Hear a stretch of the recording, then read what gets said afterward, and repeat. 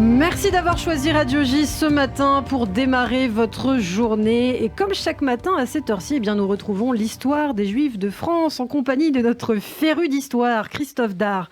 Pour ce nouveau numéro, nous allons être très musical et remonter près de 100 ans en arrière avec la vie d'une interprète très populaire à l'époque, à tel point qu'elle a inspiré d'ailleurs Édith Piaf, qui a repris certaines de ses chansons. Il s'agit de Marie Dubas, également actrice au théâtre et au cinéma. Marie Dubas a notamment laissé au cours de ses 50 ans de carrière 2 titres qui ont été repris et popularisés par Édith Piaf, Mon Légionnaire et Le Fanion de la Légion. Christophe, c'est très tôt, il faut dire que Marie Dubas découvre la scène puisqu'elle a à peine 14 ans lorsqu'elle débute au théâtre. Exactement, elle est née en 1894 à Paris dans un milieu modeste d'Isaac Dubas, caoutchoutier, et de Pauline Muscat, 2 juifs polonais, la jeune Anna-Marie Dubas, qui n'aime pas trop l'école et qui se destine à une carrière au théâtre lyrique et à l'opérette, mais qui suit en parallèle des cours de danse, de chant et de comédie au Conservatoire d'art dramatique. Son rêve est alors de devenir cantatrice. Marie Dubas se retrouve alors à jouer les rôles principaux de plusieurs opérettes. Elle fait notamment partie de la distribution de la comédie musicale L'amour masqué en 1923, créé par Sacha Guitry au théâtre Édouard VII à Paris. Sacha Guitry qui joue le rôle principal dans cette pièce aux côtés de son épouse, l'artiste lyrique et actrice Yvonne Printemps, qui avait fait ses débuts aux Folies Bergères, comme pas mal d'artistes femmes à l'époque. Marie Dubas, qui n'a qu'un rôle de deuxième servante. L'année suivante, elle chante dans une opérette du compositeur autrichien d'origine hongroise, Franz Lehár, La danse des libellules, ainsi qu'une autre créée par Jacques Offenbach. Marie Dubas se destine à une carrière prometteuse, mais à l'âge de 32 ans, lors d'une répétition, elle a un accident de corde vocale. Conséquence, après une période de rééducation, elle ne peut plus chanter sur un mode lyrique et doit donc modifier son registre. Et oui, la note haute, c'est plus ou moins terminé. Du coup, elle va délaisser l'opérette pour le musical et se retrouver sur la scène de l'Olympia. C'est une salle inaugurée en 1893 et qui se tourne de plus en plus vers la chanson après avoir mis en vedette des danseuses et des revues de musical. Marie Dubas qui chante aussi dans les cabarets de Montmartre et puis aussi au théâtre de l'Empire. Elle s'inspire dans cette période d'Yvette Guilbert, qui était une artiste phare de ce qu'on a appelé le café-concert, ce mode de divertissement qui mélange le chant et l'humour, très populaire à la fin du 19e siècle, qui a immortalisé notamment dans les dessins et les tableaux de Toulouse-Lautrec, et ce café-concert qui a précédé le musical. Marie Dubas est une chanteuse à la mode au début des années 30. Elle signe sur le prestigieux label Columbia d'ailleurs, dans sa robe de mousseline blanche. Elle donne des récitals de 2 heures sur scène dans les plus grandes salles. Et oui, parfois sans micro. Elle est donc un petit peu à l'origine de ce qui maintenant est devenu une tradition, une habitude, ces concerts de 2 heures effectivement seule en scène. Alors à cette époque-là, on peut l'applaudir un peu partout, à l'Européen, à Bobino, à l'ABC qui remplace l'Olympia, qui était alors devenu un cinéma, ou bien encore au théâtre des Champs-Élysées. Sur scène, elle chante, elle danse, elle fait du mime, elle se moque de la bourgeoisie, elle fait du lyrique, elle échange avec le public, elle rit, ce qui donc pour une femme artiste est alors très rare, puisqu'elle mélange les arts et les styles, et elle se considère d'ailleurs elle-même comme une comique sentimentale, preuve qu'elle ne veut donc pas être rangée dans une case en particulier. Et son répertoire est à son image, très varié, avec des chansons loufoques, fantaisistes ou poétiques, comme Le Doux Caboulot, d'après un poème de Francis Carco. Et elle va notamment interpréter les chansons du Monsieur Bleu, du compositeur Manuel Rosenthal, né en 1904 d'une mère juive russe et d'un père français. Il était admis au Conservatoire de Paris, puis était devenu l'élève de Maurice Ravel, le célèbre auteur du Boléro.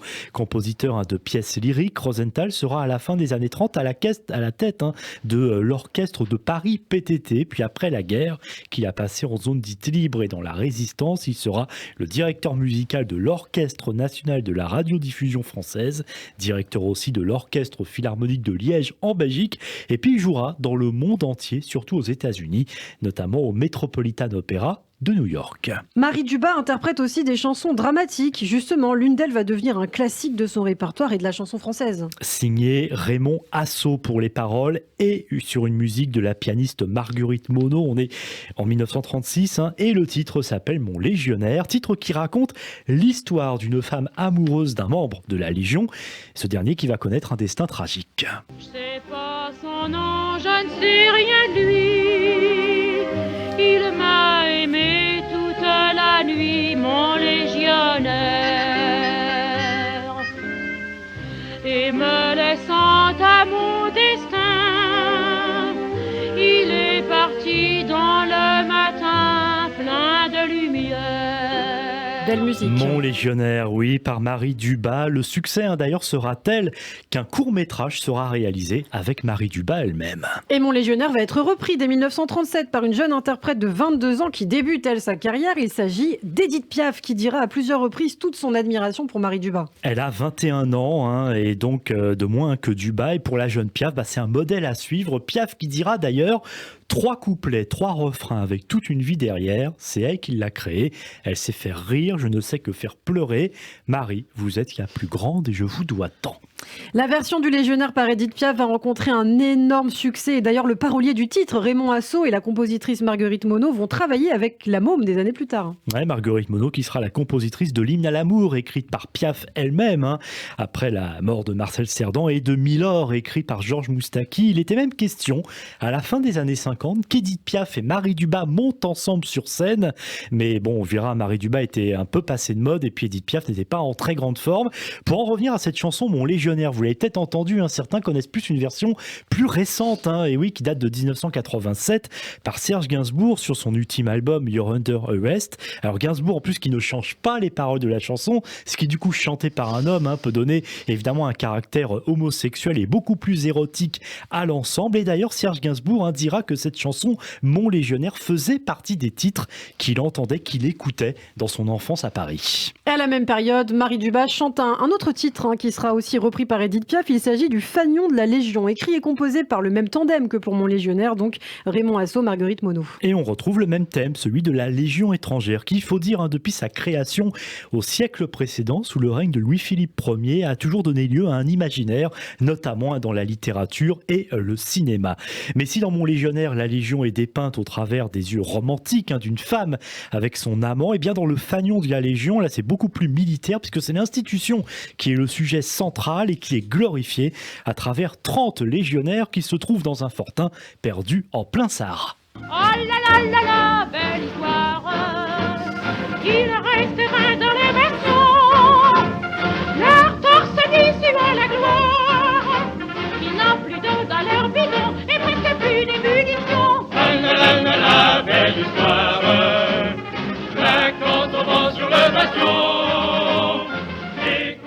Le Fanion de la Légion, il faut préciser quand même que certains textes sont parfois très durs dans le répertoire de Marie Dubas. Par exemple, dans le tango stupéfiant, elle chante, je cite, « Je me pique à l'eau de Javel pour oublier celui que j'aime, je prends ma seringue et j'en bois même. » À la veille de la Seconde Guerre mondiale, Marie Dubas est populaire et effectue en 1939 une tournée aux États-Unis. Durant l'occupation et malgré des propositions de contrats aux États-Unis et au Canada, Marie Dubas s'exile à Lisbonne. Et c'est là qu'elle va épouser un homme, Georges Belair, dans la foi catholique, pensant que cela va la protéger de la Shoah. Pendant ce temps, en France, ses disques sont interdits, son nom est même effacé dans la presse. Après un passage au Maroc et en Algérie, elle rejoint Nice en 1941. Elle obtient des engagements en zone dite libre pour des tours de chant. Marie Dubas rejoint la Suisse en 1942 et c'est là qu'elle passe la fin de la guerre, tout comme une autre chanteuse d'origine juive, Renée Lebas. À l'abri des persécutions, Marie Dubas chante sur les scènes du pays. Et à de très rares exceptions, comme Édith Piaf, on en parlait, ou même Charles Trenet, les artistes populaires avant-guerre sont passés de mode à la Libération. Ils ont du mal à retrouver la lumière. Ce n'est d'ailleurs pas valable que pour les chanteurs ou les chanteuses. Et Marie Dubas va hélas ne pas y échapper. Alors elle fait du théâtre, un peu de cinéma, mais c'est vrai qu'elle n'est plus la vedette qu'elle avait été avant 1940, très populaire. Atteinte de la maladie de Parkinson en outre, elle se retire petit à petit de la scène. Elle meurt en 1972. Marie Dubas est inhumée au Père-Lachaise. Eh bien, merci beaucoup Christophe pour cet hommage à Marie Dubas pour ce nouveau numéro de l'histoire des Juifs de France consacré à cette grande chanteuse qui a donc inspiré Édith Piaf. Et je vous dis à très bientôt pour un nouveau numéro.